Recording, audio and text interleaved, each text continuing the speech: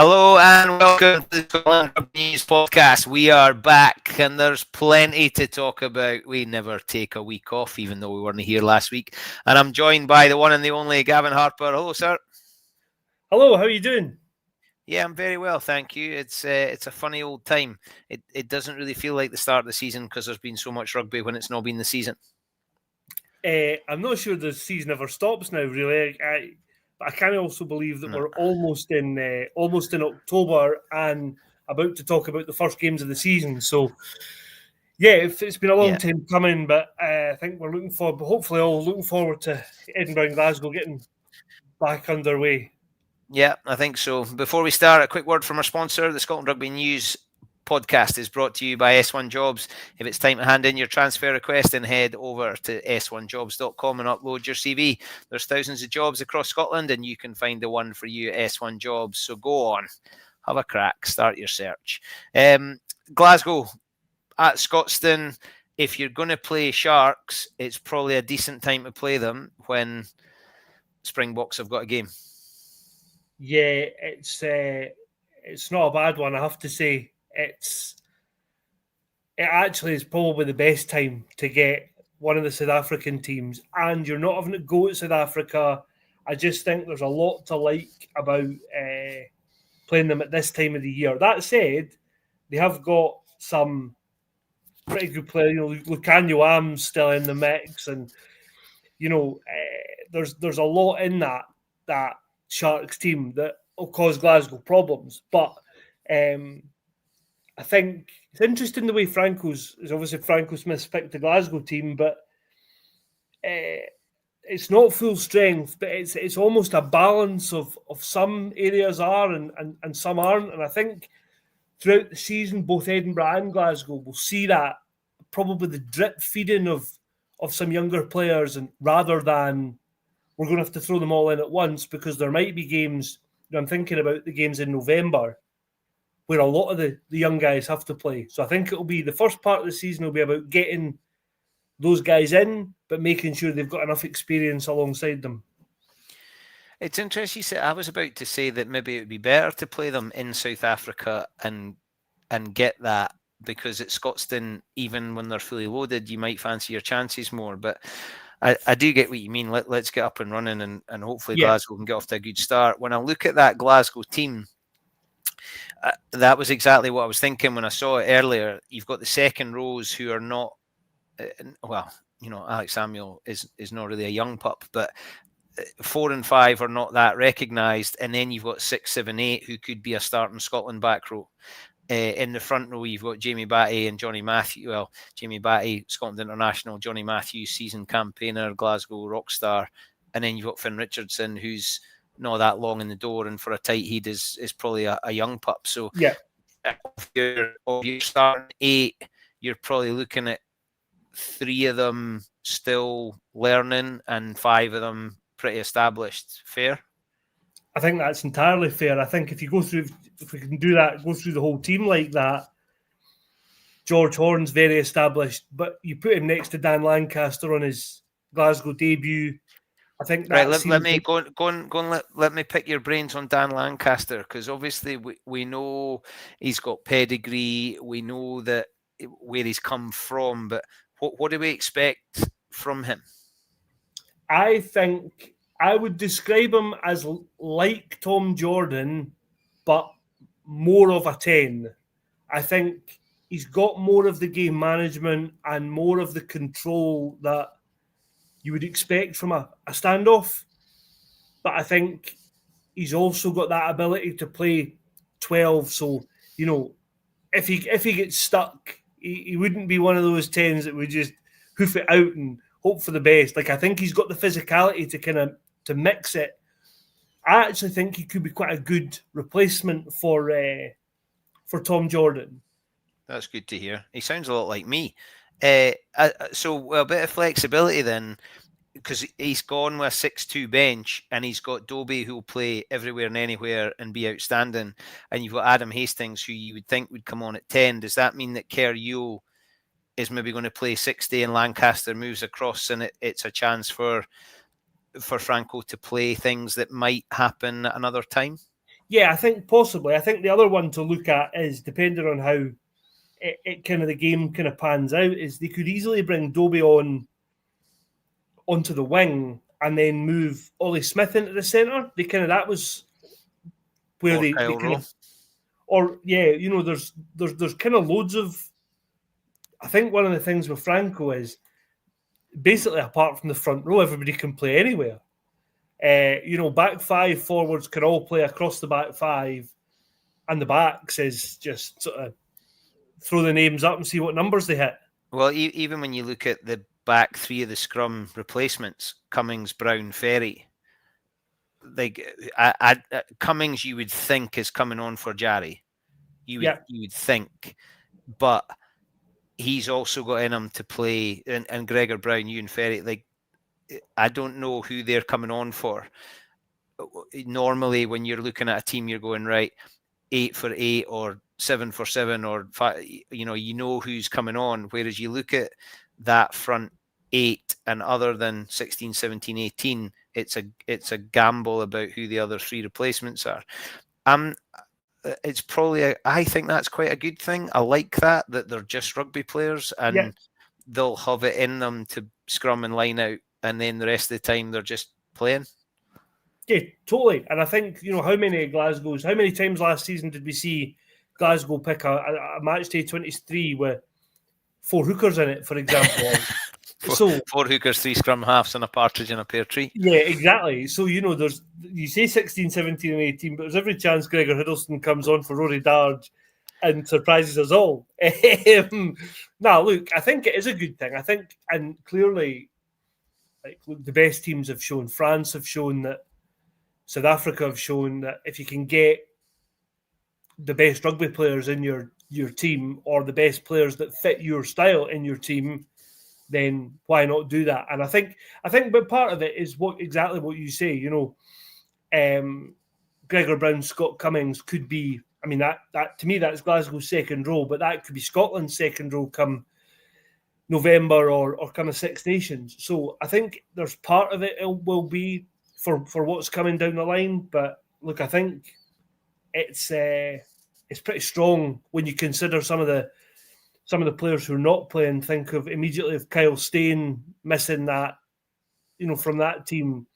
It's pretty good. When you look at that backline, so you're right, you're missing Sione, you're missing Kyle Steyn, there's no Shuggy. But you look at that backline, come November, that backline could start again. Yeah, I mean that's like the thing. Stafford and Kyle Rowe will probably be in the squad. George Horn could be in the squad, but there's nothing to say they couldn't play for Glasgow when Scotland are away. Dobie, I think, will feature with Scotland, but we're probably getting to a point of a decision that Gregor's going to make in who his nines are and who he's taken. Yeah. But that back line strikes me as being quite strong. We'll talk about Kerr Yule in just a second, but that back line's quite strong, but it could be a back line that could play a lot. I don't think it will, because that's not how Franco rolls and that's not how professional rugby rolls, but that back line could actually play a lot of rugby together without you thinking, oh, we're under strength here. Yeah, it could. You're right. Like, I think the value that guys like Stafford and Josh Mackay bring is so sort of, it's not talked about enough because they're there all the time. And, let's be honest, Stafford's not going to be first choice for Scotland while Sione is available. But there is now a chance for him to put his hand up, given that Hugh Jones is injured. But to have a guy like that who can come in and out the team, but also step in as captain when he plays, but also Josh Mackay, like, he's just Mr. Dependable, there all the time, and then as you say, if you start to build that team for when you've not got the internationals, Ollie Smith's probably not going to be involved with Scotland, Kyle Rowe's maybe third or fourth on the sort of pecking order. So all of a sudden you look at that and think, well, actually, yeah, that backline's not bad. It's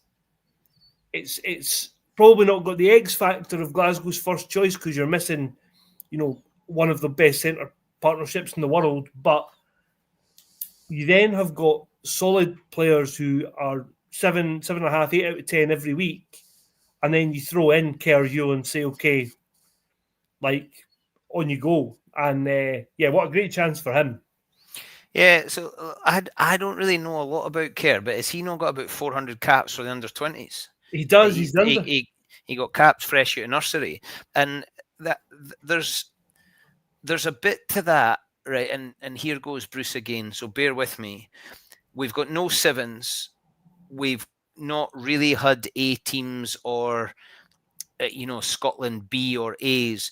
So for him to have played for so long at international level in elite competitions against some very strong players, okay, he's not URC hardened, but I really like the thought of Kerr Yule going in there. It's not a shot to nothing in the way that maybe Franco did with some of the forwards over the last couple of seasons because his hand was forced.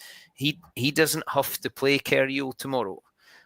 And I really like that he's in there. And I'm really keen. I hope he goes well. I hope he has a belter so that he's genuinely in the picture on performance and not, right, son, this is your chance.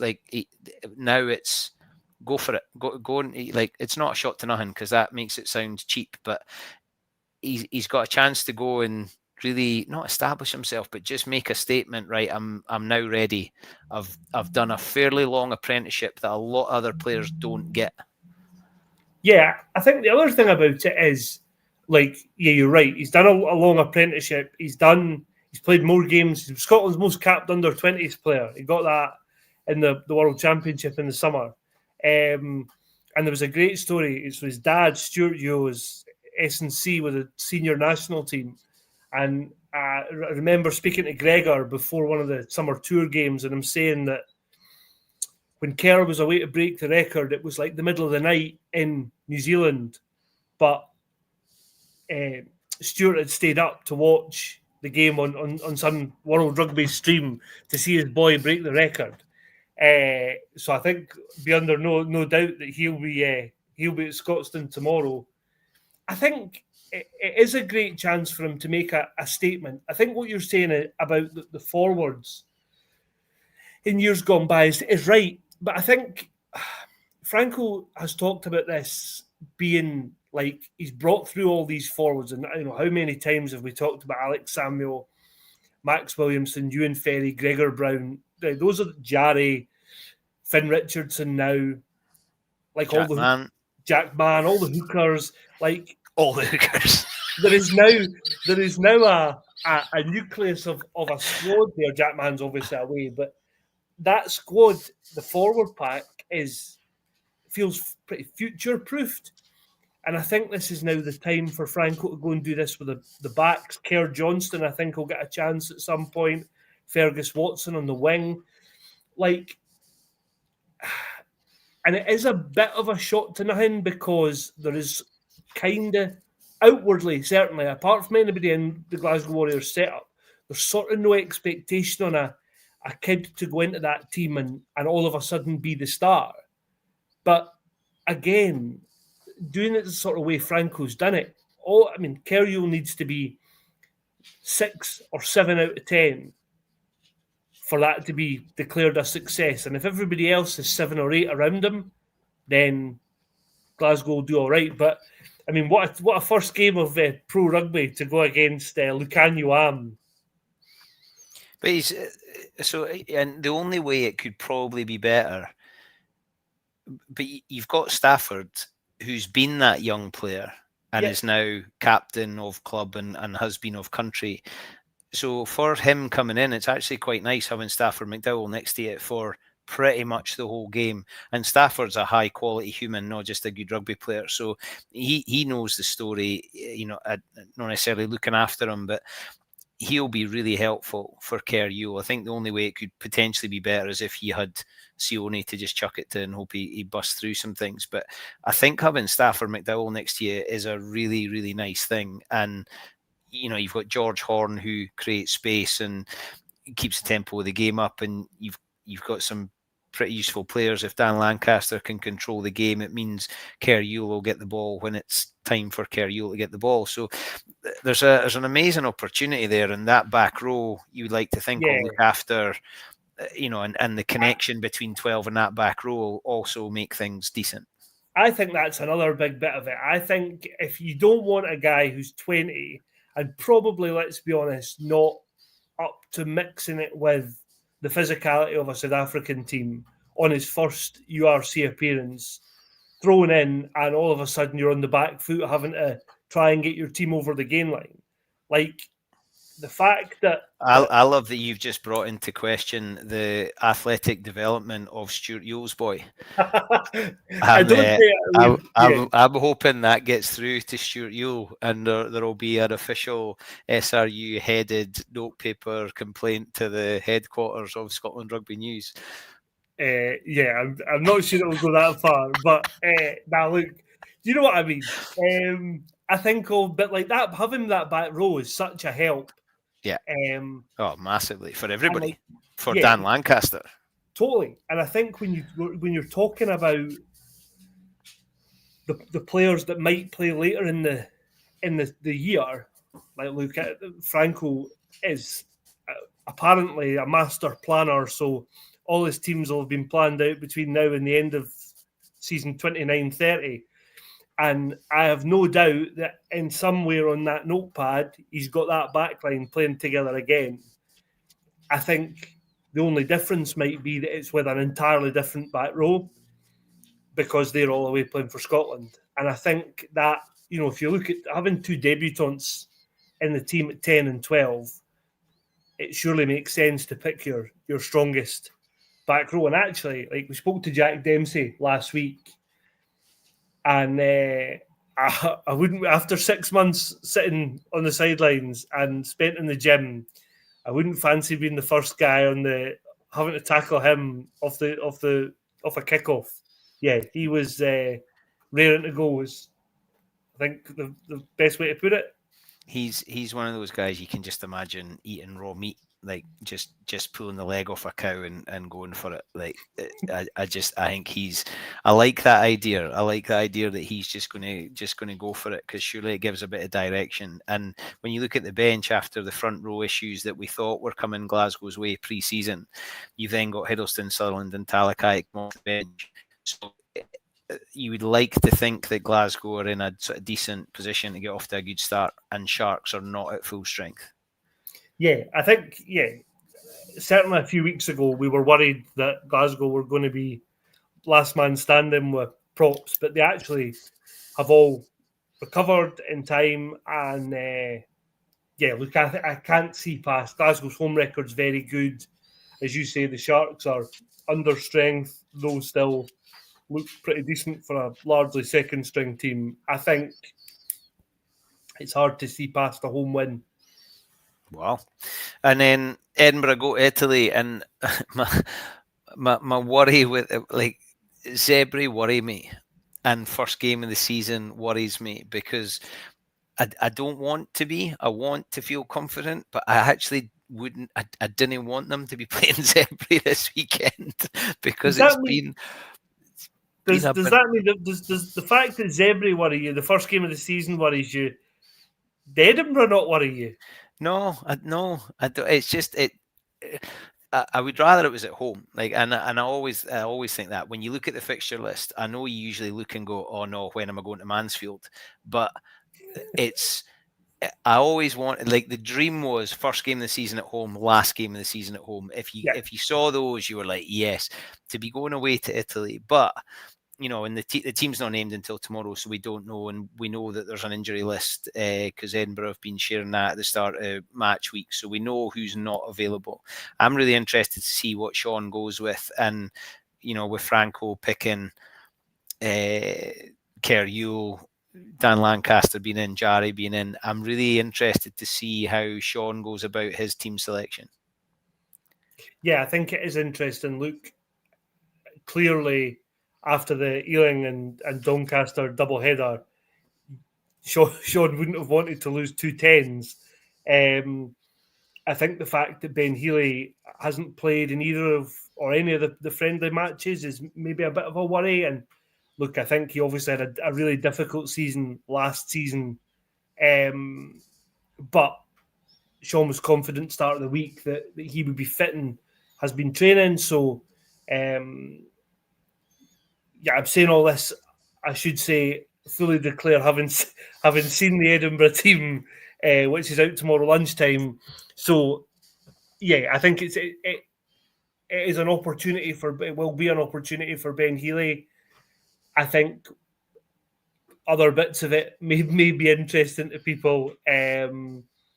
It's a tough game. I can't believe you've just pulled that card on us.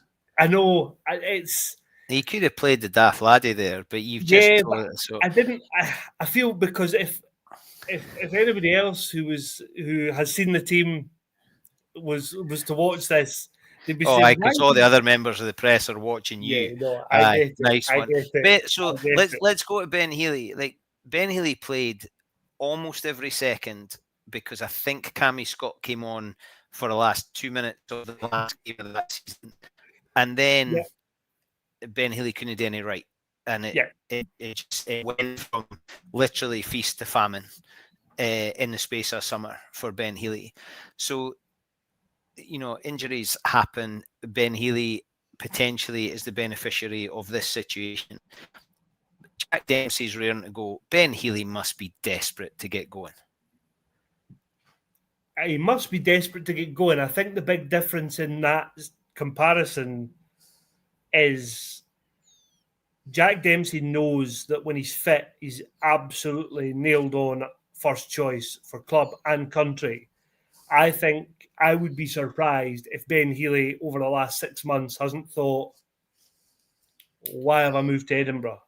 Because... I get that, but professional sportsmen surely are not dwelling on he's made his bed, he's now Scottish. To be attractive to anybody else, he's going to have to perform when he gets his chance. So Ben Healy's chance. Yeah, I think, and it is a big chance. It's a big...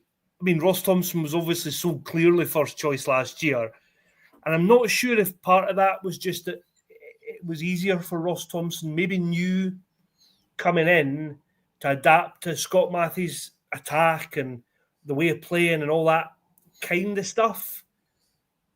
I think Ben Healy suited the way Edinburgh played when they kicked it more in that first year. I think the other thing, though, is the combination of scrum halves. Ross Thompson and Ali Price obviously knew each other from Glasgow. That combination seemed to kind of hit it off straight away, or certainly much quicker. I think it didn't look like the right fit when Ben Healy played with Ali Price.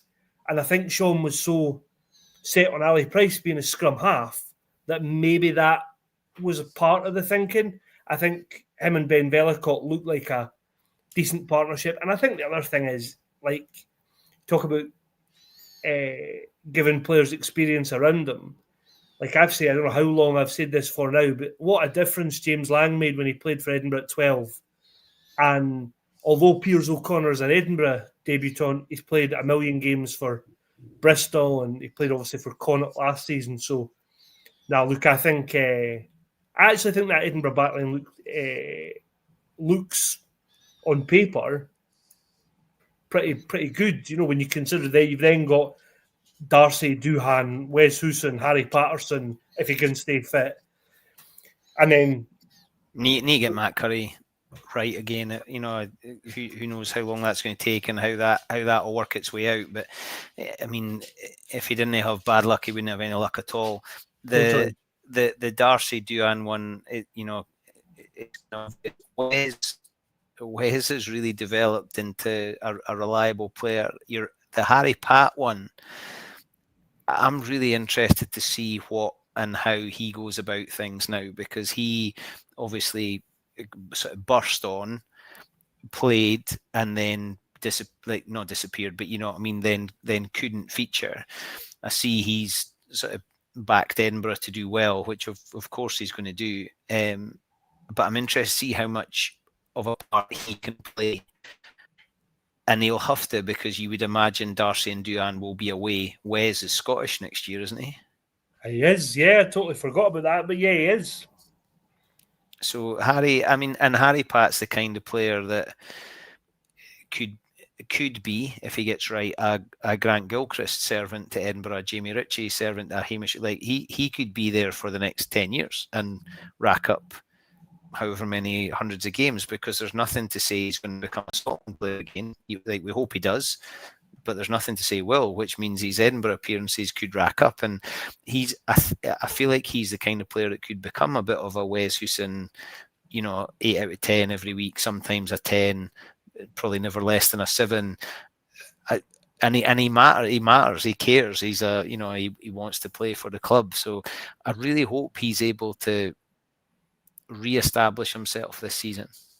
Yeah, I think that's absolutely bang on. I think it is a big season for somebody like him. If he's got international ambitions, clearly he's going to be, probably down that list at the minute with Darcy and Duhan. But there's a World Cup.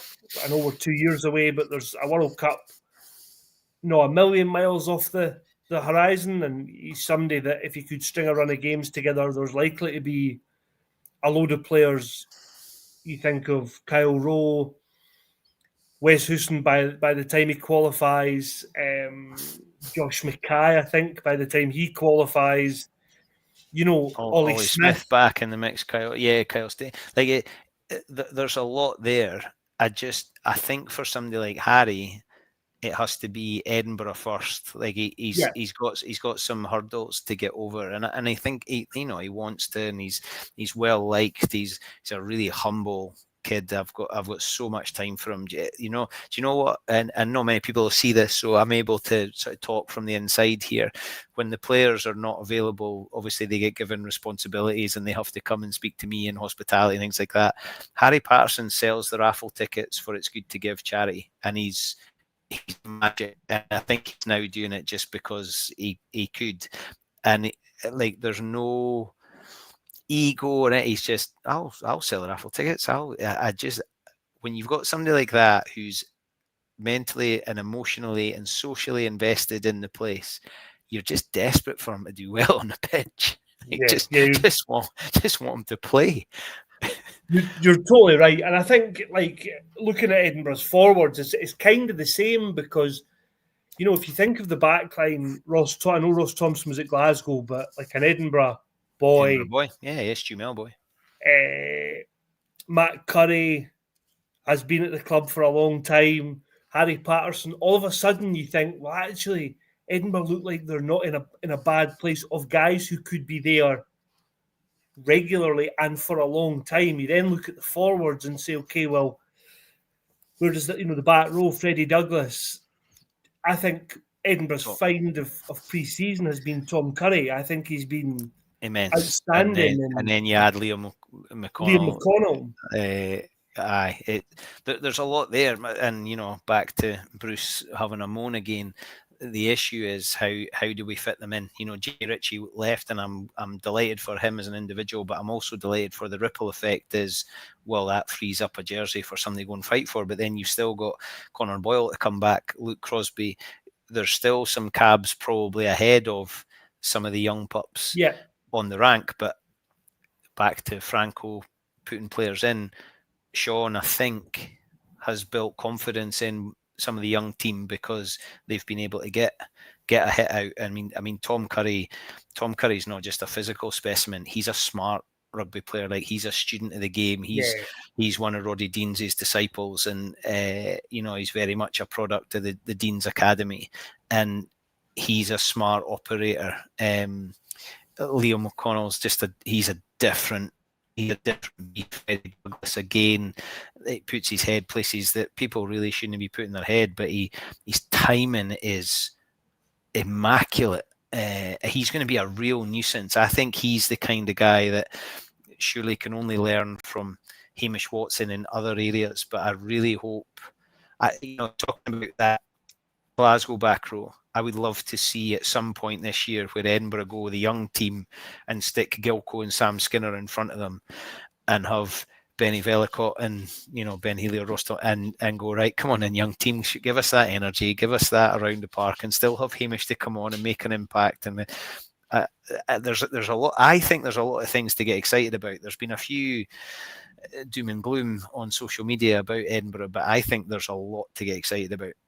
I think the other thing from an Edinburgh point of view, like, and this is going to sound really, really, this is typical me, really boring, but like Paul Hill was one of their most important players at the first half of last year, and the difference when he got injured, and that's not a slight on Darcy Ray or Javen Sebastian, but the difference in the consistency of the performance, it just dropped, and the performances sort of fluctuated, and then you take out a guy who's so reliable, and like I just think he could be, if he can stay fit again, and Edinburgh can maybe manage his minutes a wee bit better the first half of the season.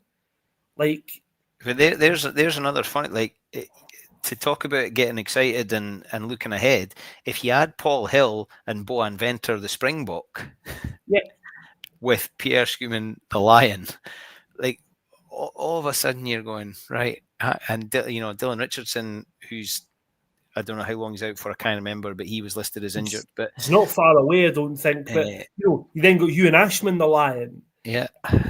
But like in that pre-season game last weekend, I had to keep checking there was only one Harry Morris on the pitch because he was absolutely everywhere and he was melting folk. But there's another, like, that's a Jack Dempsey situation. Harry Morris has had to kick his heels for a long time, and he's played some, but he's never had a run.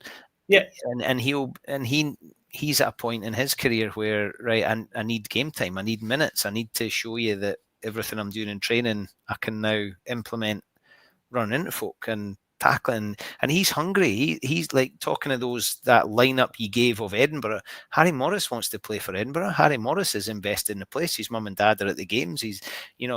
Harry's up for it. He wants to go. And I don't care what happens in professional sport. To me, there's still a bit that needs to come from in the ticker, and that comes from a sense of belonging. And somebody like Harry Morris, I think, has that.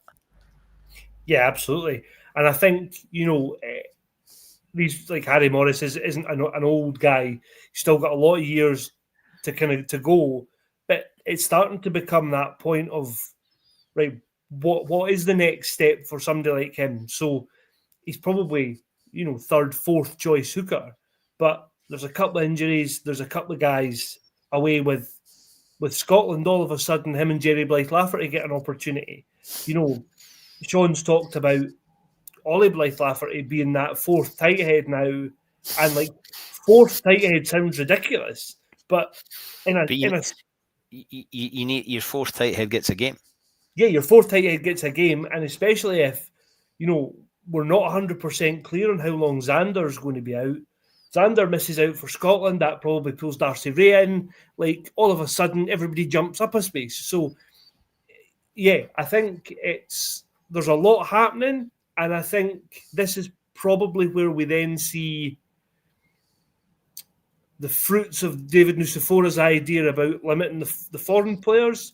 I think what it'll be interesting is... Was that his idea? He'd never have guessed it. Was that thing that guy, Bruce, that egg-shaped guy's been talking about for a long time? No, I don't think it was taken from him. He's on about half the salary, though, so they probably weren't listening to him. Imagine being on half that salary. I tell you what, I'd take that. I tell you what, you'd never be away for holidays.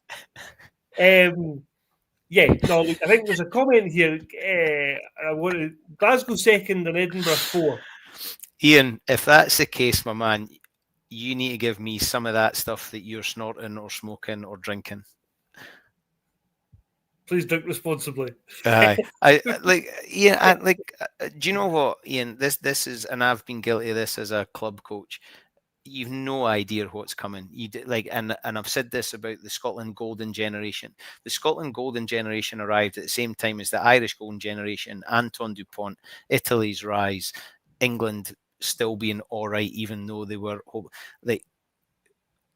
This Edinburgh team has got British Lions in it, Springbok potentially when he comes back, as long as he comes back fit. but Munster name their captain, you're like, oh, it's just Tag Byrne, isn't it? Like, no bother. Leinster have got their score. Like, it's tough, and we all, we sit there and make predictions, and it's the kind of thing we have to do, especially when you're doing a podcast. You make predictions, but I mean, if Glasgow finish second, Edinburgh finish fourth, Ian, that would be a pretty successful season. I think Franco and Sean would be given 10-year extensions to their contract if that happens. I think just on that, I think it's an interesting point to raise, because Sean's future is obviously undecided at the minute. I think no, it isn't. No, it isn't. It's been done. You've just not been told it yet. You're just a wee bit sour that you've seen the Edinburgh team, but you don't know about Sean's contract. There's no chance that's dragged on. That's been dealt with. Just not announced it yet. Yeah, it's publicly undecided. I would be stunned if Sean isn't offered a new contract, and I think the ink will be drying on that if Edinburgh got off to a half decent start. A couple of wins from their first 4 games, let's say, and I think it would take a catastrophic start for Sean not to be the guy, unless he decides he doesn't want it. Nah, I think he's invested. He is. I hear some nice things about the way he's trying to go about creating legacy, and I don't think you do that if you're out the door. Yeah, no, I agree. I think he's invested in this group. He's been through the mill, and I don't think he necessarily pays attention to what jokers like us say or what Fat Dave on social media says, but apologies to any Daves watching. Well, just the fat ones. But I think Sean is hard enough and knows himself enough that he's determined to go about this and make it a good job. And there's not that many jobs around for other coaches to go to. And Edinburgh's an attractive proposition because of the players he's got, the facility he's got, the support I think that he's got. So I think Sean's there. I think that coaching team's there. There's a lot of people are critical. I read a fair bit after the 2 games last week about that game and this. It's pre-season. Scotland women lost their 2 pre-season games for the World Cup, and folk thought it was going to be a shambles, and then they turn it around. So I think let's judge it on the next few games, and hopefully they get off to a good start against Zebri. Announcement today from headquarters about the Scottish women and pathway. I think we were politely kind of underwhelmed. We were hoping for names on contracts, I think, weren't we? We were, and we haven't got that detail. So we're still a wee bit in the dark as to who's got the contract, but I think we now know. Well, I'm not telling you. You're not telling me the Edinburgh team, so I'm not telling you the women have got the contracts. I'll do one for one, right? Okay. You win fullback and I'll tell you who's got a contract, and then you do the winger and I'll tell you who's got a contract.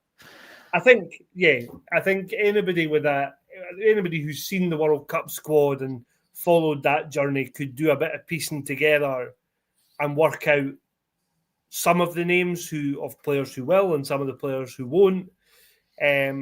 I think today David Nucifora and Alex Williamson spoke. It was obviously the first time they've addressed the comments made by Jade and others after the World Cup. There was a piece on the site, David Nucifora saying basically he thought the way that Jade Conkle's contract talks were handled was the right way. She obviously felt very differently about that. I think there was loads in it. There's a piece coming out this evening with more detail about the various other pieces. There was talks of you're such a tease tonight, like that. You are just on one now. There was a talk of a British and Irish league, with some input from the PWR. There was, some talk of who might replace Brian Eason. Well, see, right. Let me pause on that then. Right. Yeah. So here's one of the things I didn't really get, and this is one of the things that I think might have been done. We just don't know it yet. A bit like Sean's contract. players are being signed to contracts and there's not a coach in place. That to me is a question, because if I'm coming in as the coach, what if I wanted Jade Conkle and Katie Mattinson to continue? Like, where's that gone? So, but it's an attractive job because there's a lot of coaches swimming around in the mix. So I think it'll be an attractive job, and it's an international job. And how many jobs are going to be vacant in a team that's in the top 10 in the world? So it's going to be an attractive job, but you're not getting to pick the players. Now, I know, before somebody comments, that you can pick players who aren't contracted. I get that. Yeah. But if players are having to go and find other jobs, they've gone from being full-time players to part-time players. They might not be as good or be as conditioned or get in their PWR team because they're not being able to train full-time, or they're having to work. So there's a lot to go into this. Yeah, there's loads that needs done. There's loads that hopefully is being done. I think to your point about who is doing the contracting, I actually asked that question. So contracting decisions are done by high performance staff. So that, to me, suggests that David Nucifora has been the guy who's led on who does and who doesn't get a contract, which I think is interesting because we know his focus has been on the pathways, has been on the senior men's side and the coaching and all that kind of stuff. So I think it's interesting that all of a sudden he's the guy making the decisions about who gets these contracts. I think the other part in it, as we were saying before we came on air, is that Scottish Rugby are appointing a head of pathways, development path. So essentially an Al Kellock for the female side of the game. I think that appointment will be really, really important. I think that to me, that needs to be somebody with an in-depth knowledge of the whole Scottish Rugby landscape. I think the other part of it is, who is that? I mean, that's exactly that. That's the that, and that's the worry, Bruce, is that how many people are out there that could step into that kind of job. I think the other job that is going is a managing director for women's rugby. So they'll lead all the commercial operation essentially. And as Alex Williamson phrased it, they'll take Scotland women out from under an umbrella of Scottish Rugby. So that's an interesting one. Look, I would be surprised if that's not a job for Gemma Fay, who's obviously on the books at Murrayfield at the minute. But when the guys spoke this morning, they said an announcement was imminent, and basically that process had been done. So I think we can read between the lines there. I think there's loads of bits to it. Who replaces Brian, I think, is another challenging one. They've said they've had interest from all over the world, but again, you want to make sure that team, not just the head coach, but if you're recruiting assistant coaches, that has to be right as well. So, it was first steps in the sort of announcement today, but I definitely think there's a lot more to come over the next few weeks and months. But look, it'll not be, we're almost in October now. It'll not be that long before the Six Nations rolls around again, and we're hopefully we get some more clarity in before then. Apologies, I'll be back. Oh, he's gone and left me to talk. Interesting. We shall see if anybody's got any comments or thoughts. This is probably as good a time as we've ever had. While Bruce has abandoned ship. Oh, he's back. Apologies. I left the oven on. A lot of that is logistical, operational stuff, but the impact that it has on a playing group, on a coaching staff, and I know they're not in camp for a while. I get that, but I just wonder how Yeah, I don't know, and it's a bit like the Sean thing. I think these things are being dealt with, and I think it's happening, but yeah, undoubtedly is happening. But I think I want to know who it is. yeah, Is probably where I am, and I think the that's players. the I'm not sure how frustration. much the players know either. Well, Susan, I wish it was, but I think I might be going to the chippy. I was just going to ask you if the Aitchisons are now all having a chippy for the tea. So What was the contents of the oven? I like that Susan Thompson is tuned in because that's Lisa's mother.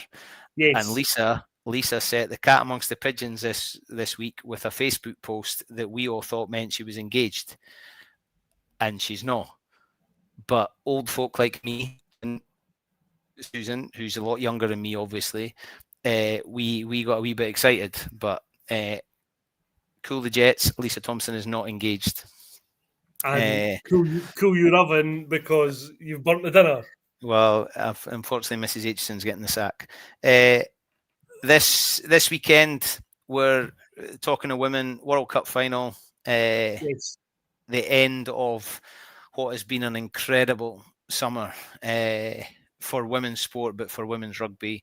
So many good stories. But for us, it's that old gag. What do you call somebody Scottish in a World Cup final? The referee. I think everybody is delighted it's Holly Davidson. And do you know the other bit that I love about this? She's so well respected beyond these shores. You know, I put something on my social media about her, and there's folk I know in New Zealand and various other countries who have said best referee, great referee, delighted for Holly. She's picked up a reputation that goes way, way, way beyond just, you know, that local bias that I sometimes talk about. Holly Davidson is right up there as a top quality official.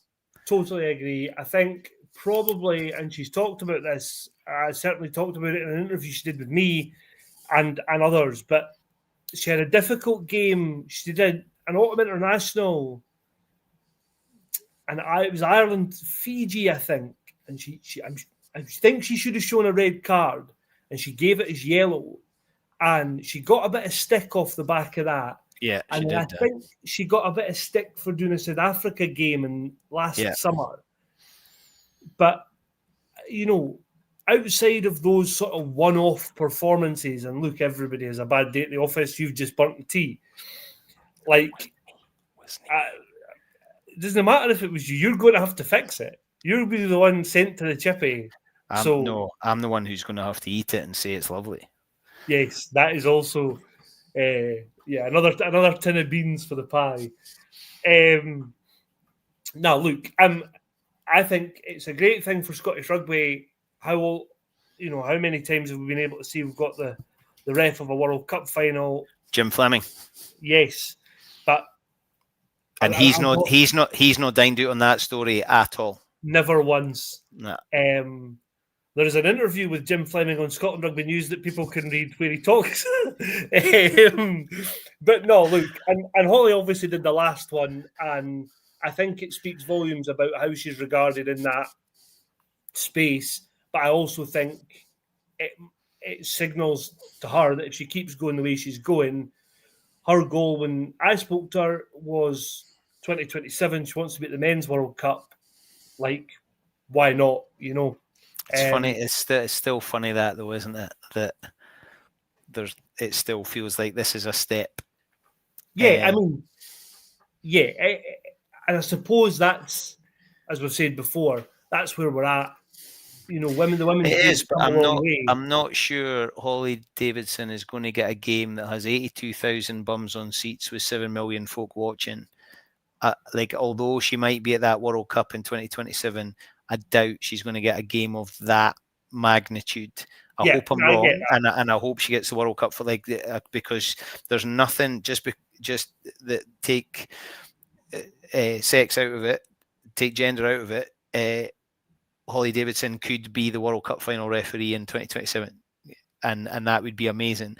It's just that to say it's an up, and at the moment you're right. That's where we are, but it's funny because there's going to be folk watching, almost cheering on Holly Davidson. Yeah, certainly in Scotland there will be. Yeah, I've never seen so many Holly Davidson and Canada supporters. Exactly. Well, do you know the Canada bit? And I'm not anti-English by any stretch, especially when there's an Aitchison on the bench for England. And I really hope my daughter gets a World Cup winning medal.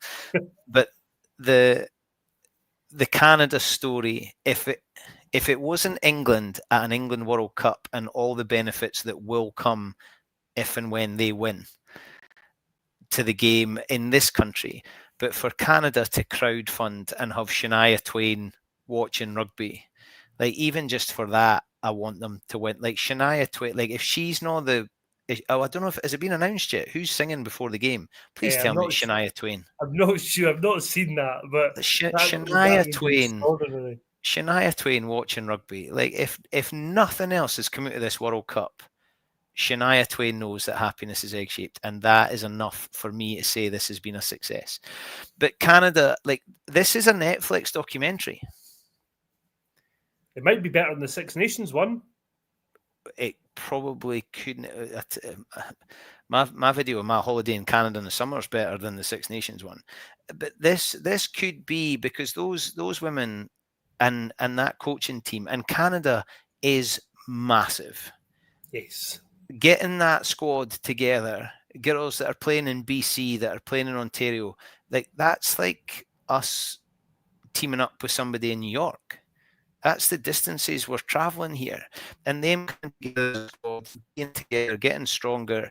I think it's class, and I'm not really that bothered who wins. If Canada win, it's an amazing story. If England win, it's an amazing story.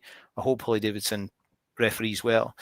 But if Canada can win, that is off the chart. I mean, England will be absolutely in pieces if Canada win.